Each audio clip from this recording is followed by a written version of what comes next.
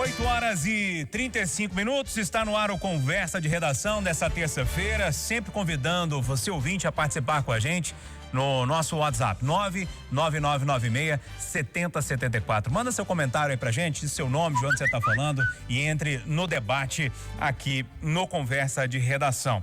Participando com a gente hoje, Eduardo Costa, Rita Mundim, Malco Camargos e também a nossa Edilene Lopes. Professor Malco Camargos, eu vou começar com o senhor, não tem outro jeito. É uma proposta que apareceu ali meio que na calada da noite, lá na Câmara dos Deputados, o tal do chamado distritão. Eu já ouvi distritão misto, enfim, proporcional, é uma confusão danada. Eu queria convocar o senhor, com a sua didática de professor, para tentar explicar pra gente o que é esse tal distritão e se isso é bom ou é ruim. Bom dia. Bom dia, ouvintes. Bom dia, colegas aqui da mesa. É de fato um conjunto de palavras e bastante difícil de entender, mas com alguns objetivos claros. A ideia do distritão é o sistema mais simples de apuração de votos que existe no mundo. Ou seja, o eleitor vota num candidato, apura-se os votos ao final e aqueles que tiveram mais votos são eleitos. Então, atrás dessa simplicidade, tem duas vantagens. Primeiro, reduz a oferta de candidatos. Por quê? Porque fica mais difícil vencer uma eleição. E a segunda vantagem, coloca o fim aos puxadores de voto. Então, alguns países já foram seduzidos por usar esse sistema. Ele é usado hoje em apenas 4 países no mundo: o Afeganistão, o Kuwait, o Emirados Árabes e um país chamado Vanuatu. Então, é em cima destes países que o Brasil está copiando o seu modelo. Bom, dito isso, nós temos que pensar as desvantagens do sistema, e são muitas. A primeira, o fim dos pesos dos partidos, ou seja, cada parlamentar representa apenas a si mesmo e a sua base. Não há mais coordenação política. Todos os candidatos concorrem contra todos. Todos os políticos viram adversários uns dos outros. E a consequência disso são campanhas mais personalistas, ou seja, com foco nas pessoas, com menos ideologia. Campanhas mais caras, gastando mais dinheiro. Aumento do clientelismo, ou seja, o atendimento direto de demanda dos parlamentares, demanda dos cidadãos pelos parlamentares, e talvez o principal fator que leva a este parlamento querer implementar o distritão já para 2022. Ele diminui a renovação, ou seja, aumenta a chance de quem já está na casa. O problema, meus amigos, é que além do distritão, tem outras novidades vindo por aí. Uma delas é uma novidade velha para nós, que nós já superamos, que é o retorno da coligação para a eleição proporcional. Ou seja, os partidos poderem disputar juntos o voto na eleição proporcional para poder tentar seduzir o eleitor. A grande questão, por que a coligação foi retirada em 2017? É porque ela desviava o voto do eleitor. Ela fazia com que o sistema fosse menos claro, menos transparente. Então, voltar à coligação é deixar o sistema mais às sombras, com menos controle, com menos transparência. E ainda uma novidade, essa é bem novidade mesmo, porque não era esperado, não havia essa discussão até o momento no país, que é a instauração do voto alternativo, um modelo que o Brasil copia da Austrália e da Nova Guiné. Olha só, meus amigos, vejam bem, quais são os países que o país está fazendo, então, chamado benchmark, né, Rita? Acompanhar o que tem sido feito pelos seus concorrentes. O Brasil faz, então, na Austrália, na Nova Guiné, no Afeganistão, Vanuatu, Kuwait e Emirados Árabes. Essas têm sido as nossas referências para a nossa democracia. No caso do voto alternativo, o sistema é bem complexo. Olha só, o eleitor vota em 5 candidatos. Então ele ordena aquele que ele mais prefere até o quinto que ele mais prefere. E na hora da apuração, modelo complexo de apuração, imagina isso somado ao voto de papel, que loucura que vai ser, você precisa ir eliminando, cada vez que um candidato não alcança 50% dos votos, na primeira rodada, você elimina o último colocado e distribui a segunda, a terceira, a quarta e a quinta opção daquele candidato. E vai fazendo isso em sequência até que um candidato alcance a maioria dos votos. Ou seja, são muitas novidades, mas que de fato não geram nenhuma melhora nos problemas da nossa democracia. A valer o que está sendo pensado, que foi aprovado na Comissão Especial das Câmaras de Deputados, nós entraremos na eleição 2020 num sistema pior, um sistema que favorece quem já está no poder, num sistema que encarece as campanhas e num sistema que desfavorece a formação da maioria e a governabilidade das lideranças. Foi péssimo para a política o resultado do que aconteceu de ontem. E o que é péssimo para a política é péssimo para a democracia. E o que é péssimo para a democracia é ruim para todos nós. Edilene Lopes, colocada essa explicação, né? E não é fácil de entender, não. O negócio é meio complicado. Eu queria saber de você, Edilene, que está aí no Planalto, que está na capital federal, para você trazer para a gente a sensação, o clima, o que você está pescando aí nos corredores de Brasília, hein, Edilene? Bom dia, seja bem-vinda à Conversa de Redação.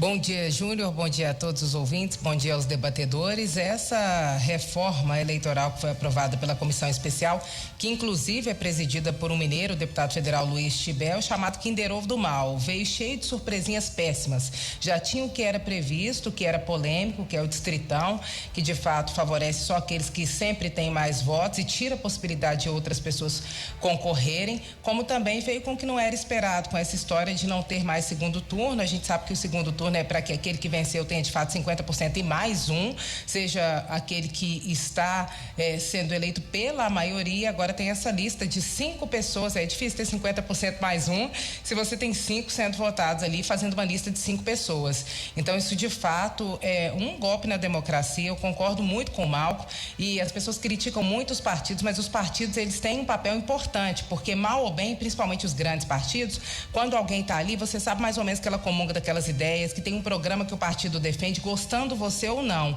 Com a pulverização, a fragmentação, com a existência de muitos partidos ou sem partidos, o cara é eleito independente do voto que o partido recebeu. Imagina, Júnior Moreira, 543 deputados federais, cada um deputado de si mesmo, defendendo a sua ideia. Como é que vai ser uma votação aqui na Câmara? Não tem encaminhamento de partido, você não sabe como os deputados vão votar, cada um é uma grande surpresa, com a sua cabeça, com a sua loucura, com as suas ideias, cada um é um, né? Então, uma loucura completa. Eu acho que isso tem que ser muito debatido. Aqui na Câmara dos Deputados é incerto o resultado.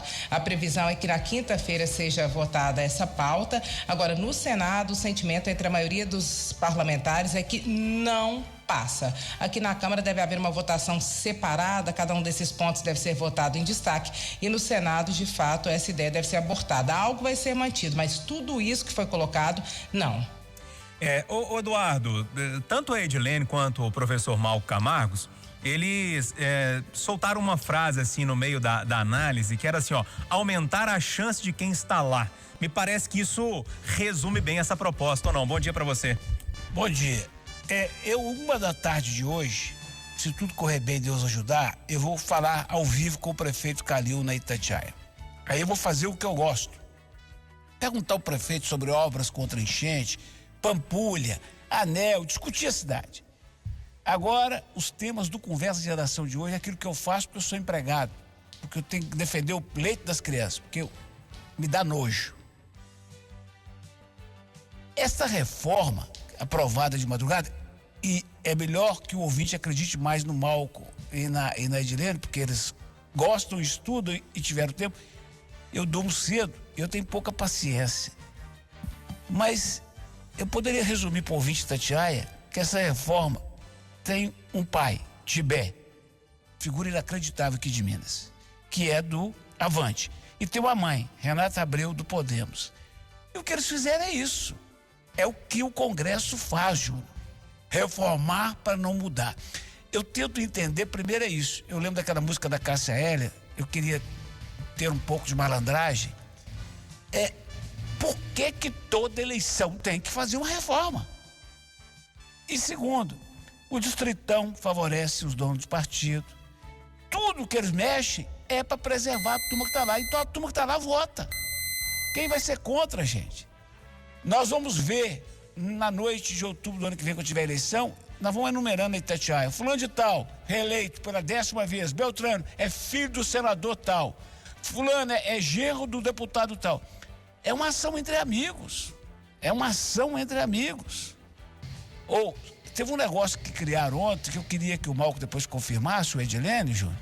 Criaram o tal do voto preferencial, filho. O eleitor vai votar várias vezes e vão acabar com a reeleição, com o segundo turno para presidente. Os caras são uma loucura, Júnior. Uma loucura.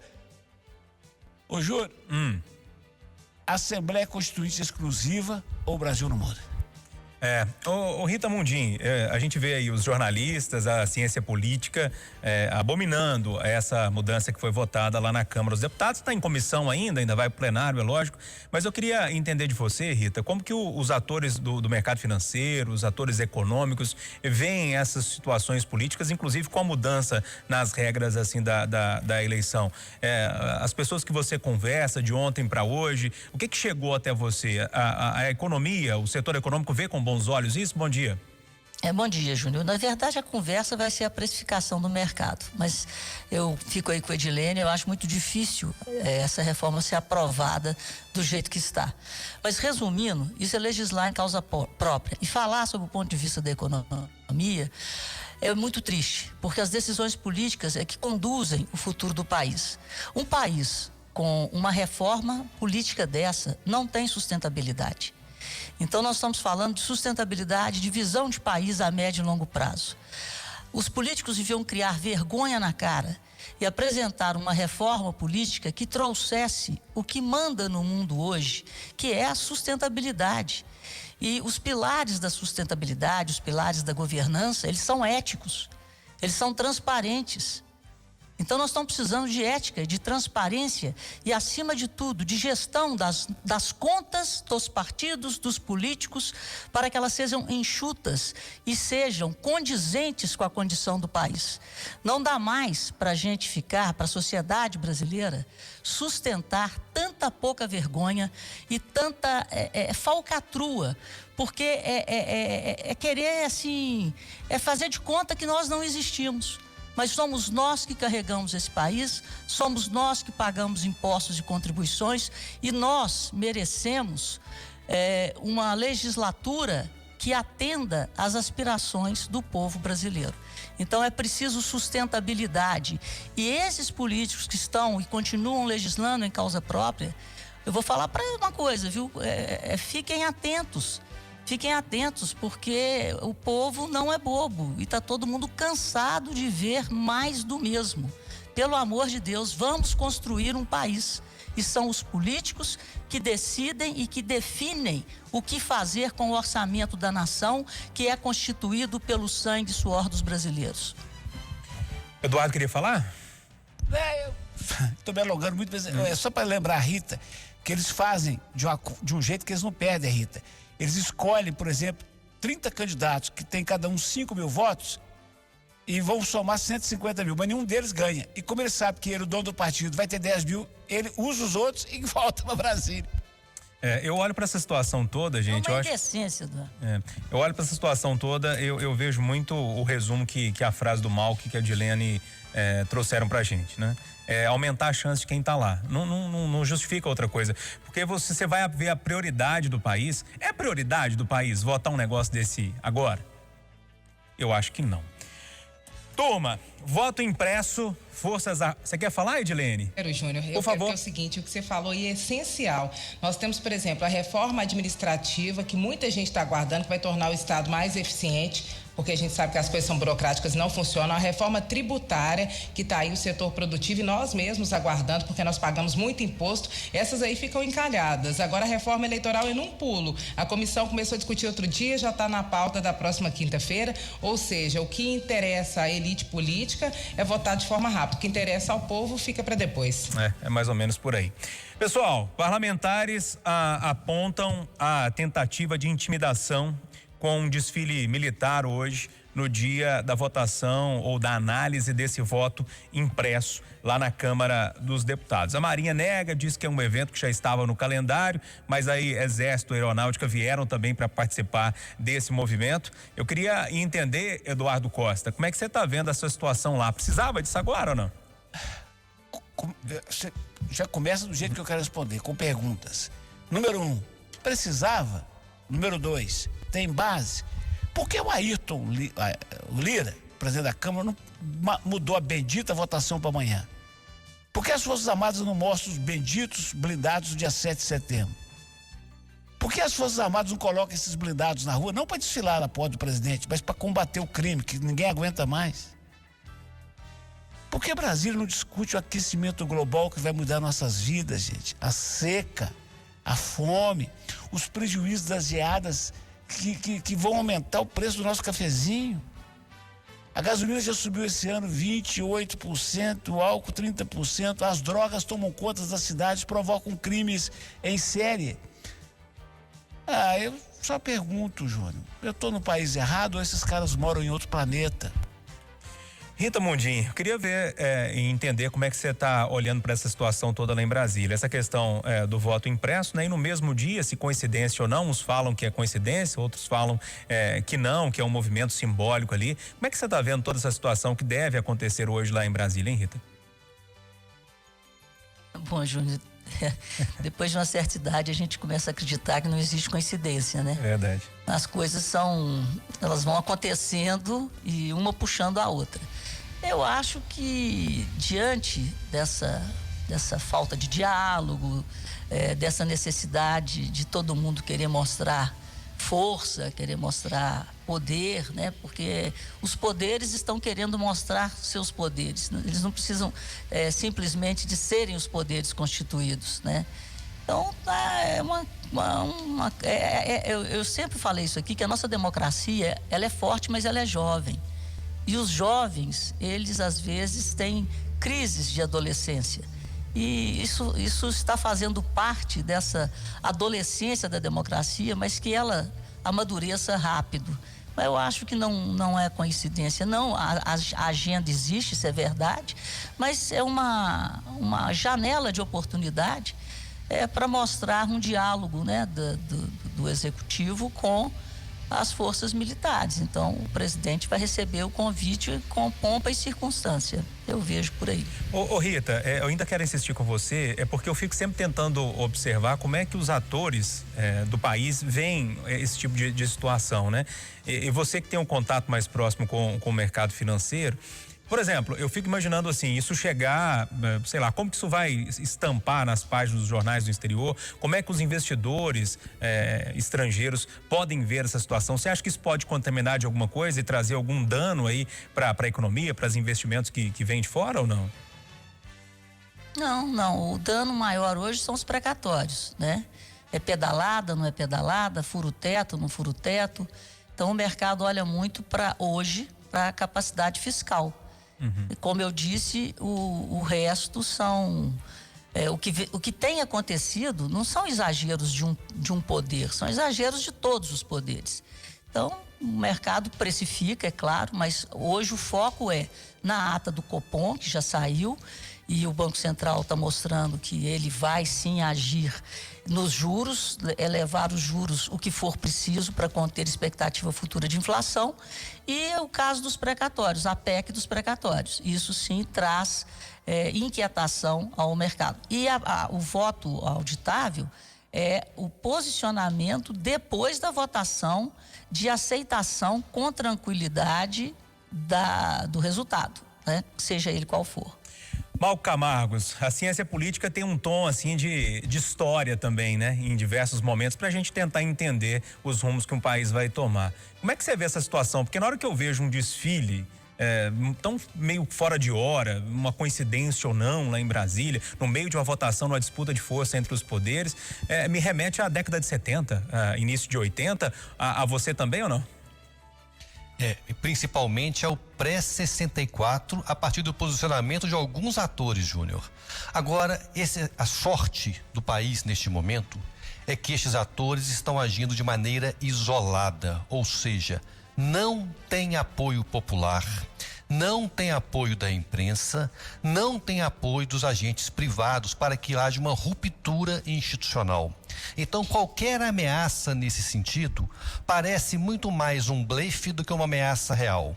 E isso vai trazendo consequências. A consequência é o enfraquecimento de quem está gritando cada vez mais alto. As consequências estão aí. O governo cada vez mais mal avaliado, o Congresso fazendo valer as suas pautas, a revelia do que quer o presidente. Aí, todo o ímpeto do presidente reformista, né, a implantação da sua pauta, da sua agenda, vai ficando de lado e vai sendo substituído por outros fatos, né? Tem um ouvinte aqui, Júnior, que mandou uma frase que eu acho que vale a pena colocar no ar. Ele chama Alexandre Dutra, Rita.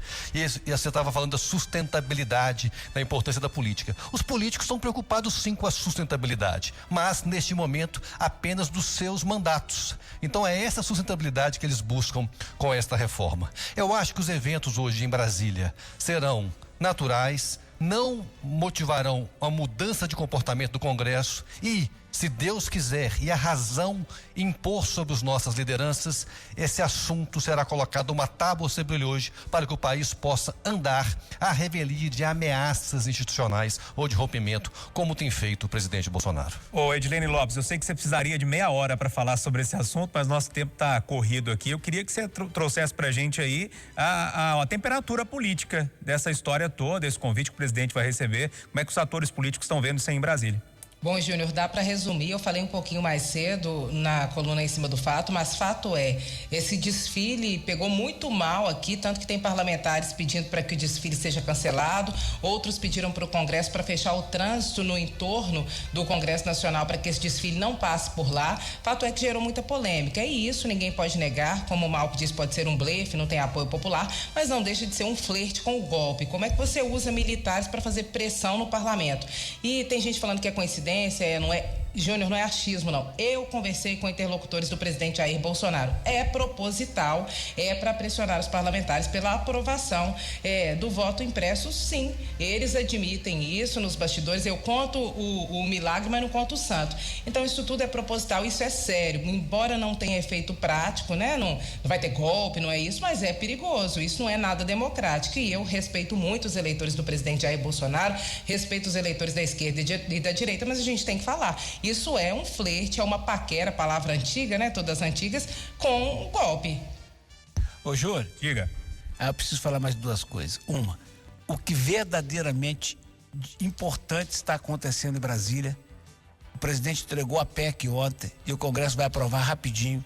Enquanto a gente fica com a atenção desviada para outras coisas, no meu vocabulário, é calote. Mas se não quiserem chamar de calote, é pedalada. A mesma coisa que impeachment a Dilma. Vão dar uma pedalada em milhões e milhões de brasileiros que estão com um precatório fruto de uma dívida que a União tem com eles há décadas e vão enrolar para pagar depois. Isso é um ponto. Outra, estava eu tratando do meu joelho numa clínica de fisioterapia na quinta-feira, Júlio. 4 macas. Eu em uma delas e nas duas lá do outro lado, um cara falou com o outro, falando de futebol, falou assim: você sabia que o Diego Costa está procurando casa para alugar aqui em Belo Horizonte, Nova Lima? O outro falou assim: aquele que jogou no Atlético Madrid? É. Eu pensei comigo assim, falei assim: gente, o povo tá surtado mesmo. Agora, o Thiago Reis está falando que é bem provável. Eu juro, se alguém me disser amanhã que você vai suceder a princesa Elizabeth e não o príncipe Charles lá na coroa britânica, eu acredito, o mundo tá doido demais, compadre. Com essa a gente vai embora. 8h59, termina aqui o Jornal da Itatiaia dessa terça-feira, 10 de agosto de 2021. Aproveitem o dia.